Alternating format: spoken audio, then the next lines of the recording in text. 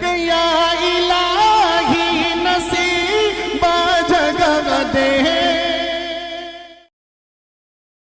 ہمارے بزرگ شاعر جناب عبدالمتین جامی صاحب سے کہ وہ سامنے تشریف لائیں اور اعزاز قبول فرمائیں۔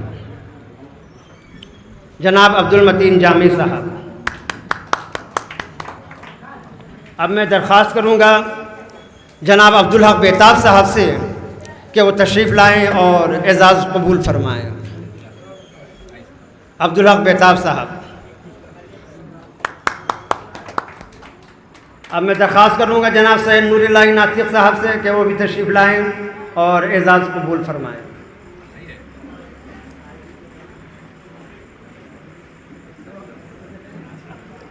اور آخر میں اس مجلس کے اہتمام میں ہمارے ساتھ تعاون کرنے والے ایک اور شاعر جن کا تعاون بھی ہمیں حاصل رہا ہے جناب سمیع اللہ شاکر صاحب سے درخواست کروں گا کہ وہ تشریف لائیں اور اعزاز قبول فرمائیں۔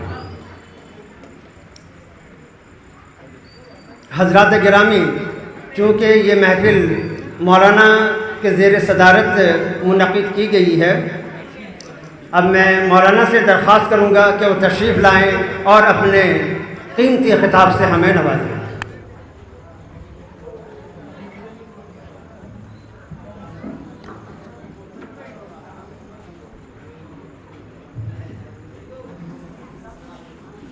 بسم اللہ الرحمن الرحیم۔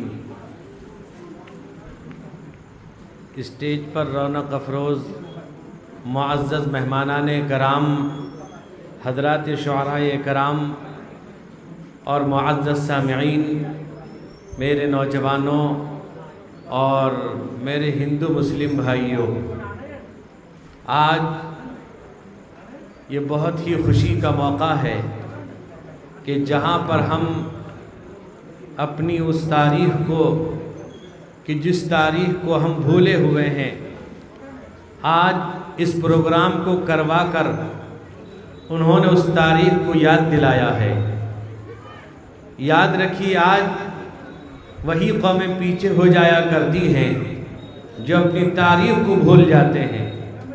جناب ڈاکٹر سید اکرام رسول صاحب، جن کی شخصیت محتاج تعارف نہیں ہے، ایک بچہ جانتا ہے کہ جن کی قربانیاں اور خاص طور پہ ہندوستان کی آزادی کے لیے ان کی جو قربانی ہے ہر ایک کے سامنے روز روشن کی طرح آیا ہے کہ جناب ڈاکٹر سید اکرام رسول کی قربانی اور جن کی اس ہندوستان کی آزادی کے لیے بیش بہا قربانی کا نتیجہ یہ ہے کہ ان کے نام سے اسکول کا نام رکھا گیا، ان کے نام سے موسوم ہے۔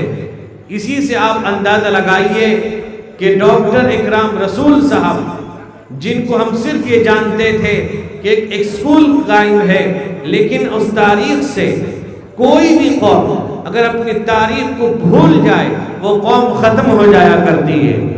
اور اس ہندوستان کے لیے ڈاکٹر صاحب کی قربانی سنہرے حروف میں لکھنے کے قابل ہے۔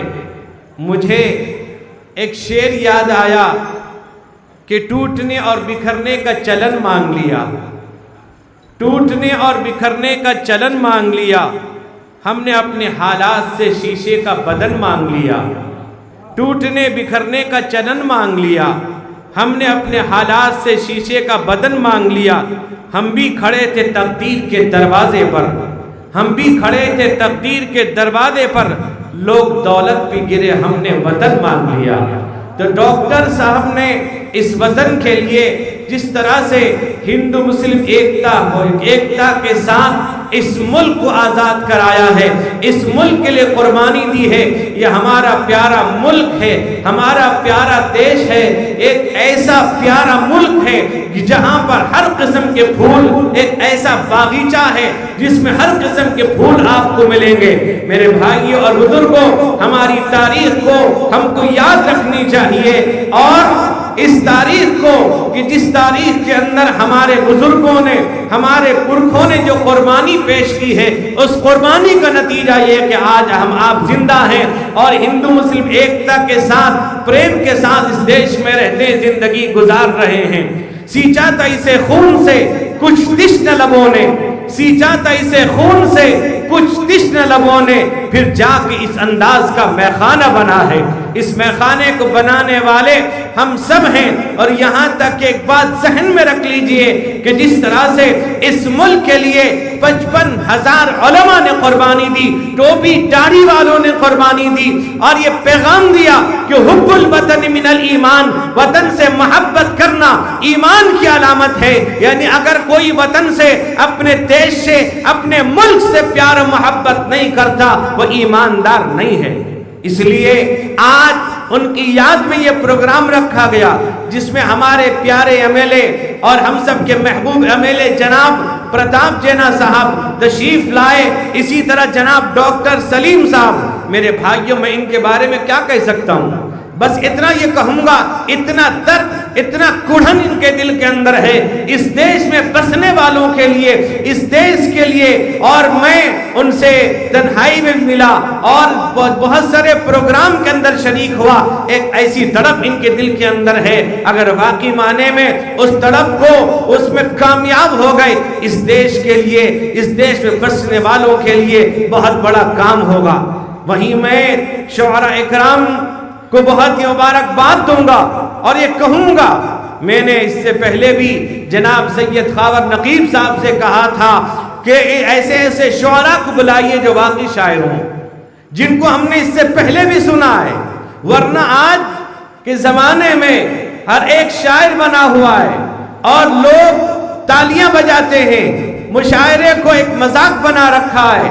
ورنہ ایسے ایسے شعراء میرے بھائی اور بزرگوں جنہوں نے اس طرح سے اپنے خون سے، یعنی یاد رکھیے شعر بنانا کوئی معمولی کام نہیں ہے، اپنے خون پسینے کو ایک کر دے کر، یعنی شاعر اگر کوئی شعر لکھتا ہے، اس شعر میں اس کو خواب میں بھی شعر نظر آتا ہے، وہ خواب میں بھی سوچتا ہے، اس لیے کہ وہ اس کے فن سے واقف ہے۔ ورنہ آج کے زمانے میں جیسے شاعر نکل پڑے ہیں کہ شاعری گھر گھر ہو تو شعرا کاہے کو ہے، ہجڑا جب بچہ دے تو عورت کاہے کو ہے۔ تو بہرحال آپ خوش نصیب ہیں، ایسے ایسے شعراء اکرام جو اس علم سے، علم ادب سے واقفیت رکھتے ہیں، جو ان کا ایک فن، ایک ہنر رکھتے ہیں۔ آج آپ کے سامنے آپ ان کے اشعار سے اندازہ لگائیں گے۔ میں بھی ان پروگرام کے ذمہ داروں سے معذرت چاہوں گا، مجھے 2 جگہ اور جانا ہے، صرف اس پروگرام کی وجہ سے ان کے وجہ سے میں رک گیا، اور 2 جگہ مجھے حاضری دینی ہے اور اہم پروگرام ہے، اس لیے میں معذرت چاہوں گا۔ اور میں پروگرام تو شاید ڈائریکٹ چل رہا ہے، گاڑی میں بھی سنتا رہوں گا، نہیں ہوگا۔ تو بہرحال میں تو ایسے ان شعراء کو پہلے سے بھی پسند کرتا تھا، اب بھی چاہتا ہوں اور سننا بھی چاہتا تھا۔ اللہ تعالیٰ اس پروگرام کو کامیاب بنائے اور اس دیش کے اندر امن امان عطا فرمائے۔ اللہ ہندو مسلم ایکتا کو، آپسی رواداری کو، آپسی بھائی چارے کو اللہ عام فرمائے، ہر ایک کے اندر محبت پریم پیدا فرمائے، اس ملک کی اللہ حفاظت فرمائے، اس ملک کے اندر امن امان اللہ پیدا فرمائے۔ وما علینا الا البلاغ۔